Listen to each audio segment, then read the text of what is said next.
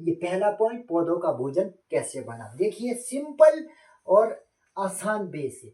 ये है सूरज देवता, यहाँ से किरणें आती है, सीधी पत्ते पर पड़ती है। पत्ते पर जैसे ही सूरज की किरण पड़ी तो पत्ते के पास जो मैग्नीशियम है, इसको हम क्लोरोफिल के नाम से जानते हैं, जिसकी वजह से पत्ते का रंग हरा होता है, गहरा हरा रंग है, वो इस मैग्नीशियम की वजह से है।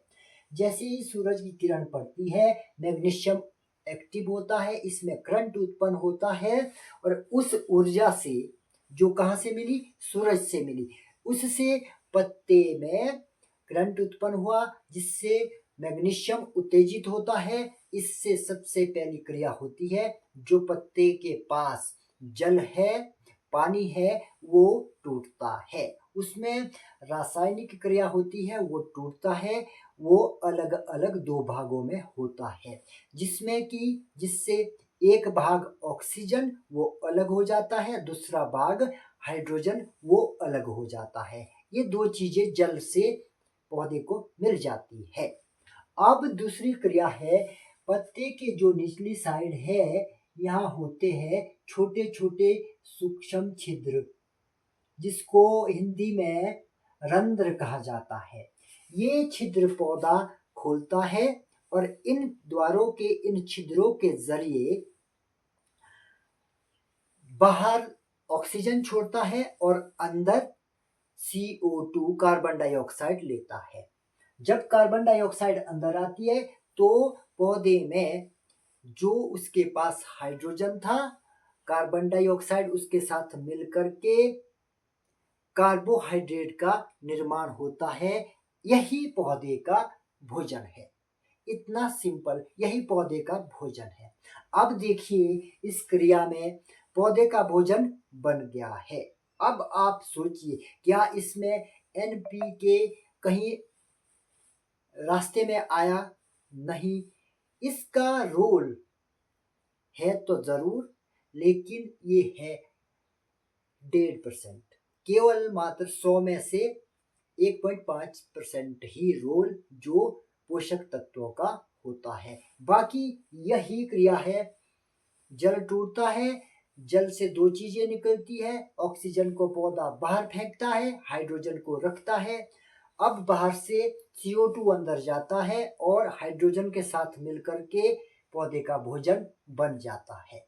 अब पौधा इस भोजन को यहाँ से विभाजित करता है, कुछ शूट के लिए भेजता है, कुछ फ्रूट के लिए भेजता है, कुछ नए शूट के लिए भेजता है, कुछ नीचे रूट के पास भेजता है, और कुछ रिजर्व में यहाँ पर रखता है। ये जो मोटा तना है, ये पौधे का स्टोर हाउस होता है। 4 भागों में ये भोजन पौधे का बंट जाता है।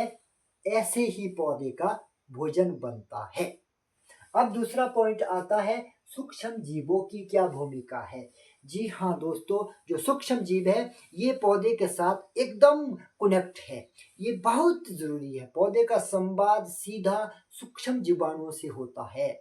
पौधा अपने मालिक से कोई संवाद नहीं करता, किसी साइंटिस्ट से कोई संवाद नहीं करता, किसी डॉक्टर से कोई संवाद नहीं करता। पौधे की जो भाषा है वो समझते हैं सूक्ष्म जीव, और सूक्ष्म जीवों की जो भाषा है वो समझता है पौधा। अब जो एक भाग नीचे सूक्ष्म जीवों के लिए इसने भेजा, इसके साथ पौधा एक संदेश भी भेजता है। क्या? जिस न्यूट्रेंट की वहां जरूरत है, उसी माइक्रोब्स को, उसी जीवाणु को पौधा कार्बोहाइड्रेट खिलाता है, और बदले में वही न्यूट्रेंट पौधे को मिलता है उस जीवाणु के द्वारा। ऐसा आदान प्रदान पौधे और सूक्ष्म जीवाणुओं के बीच होता है। तो बात की जाए पोषक तत्वों की, हमें बता दिया जाता है कि आप नाइट्रोजन दीजिए, कैल्शियम नाइट्रेट डालिए, पोटाश डालिए, फास्फोरस डालिए, कैल्शियम डालिए, मैग्नीशियम डालिए, ये सारे सल्फर डालिए, ये सारे न्यूट्रिएंट हमें डालने को कहा जाता है। जबकि सच्चाई ये है कि मिट्टी में ये सभी तरह के पोषक तत्व ऑलरेडी पड़े हुए हैं, क्योंकि मिट्टी इसी से तो बनी हुई है। मिट्टी में बहुतायत में पोटाश भी है, कैल्शियम भी है और सल्फर भी है, फॉस्फेट भी है।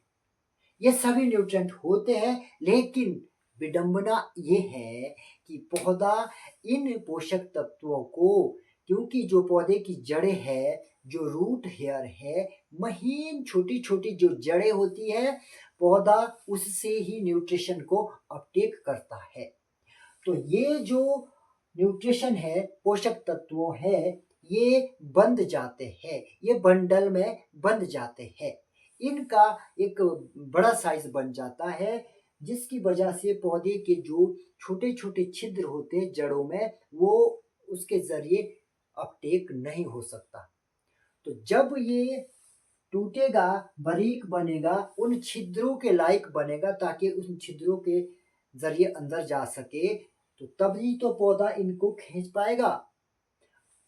इन पोषक तत्वों को तोड़ने का काम करते हैं यही सूक्ष्म जीवाणु, जो मिट्टी में जरूरी होने ही चाहिए।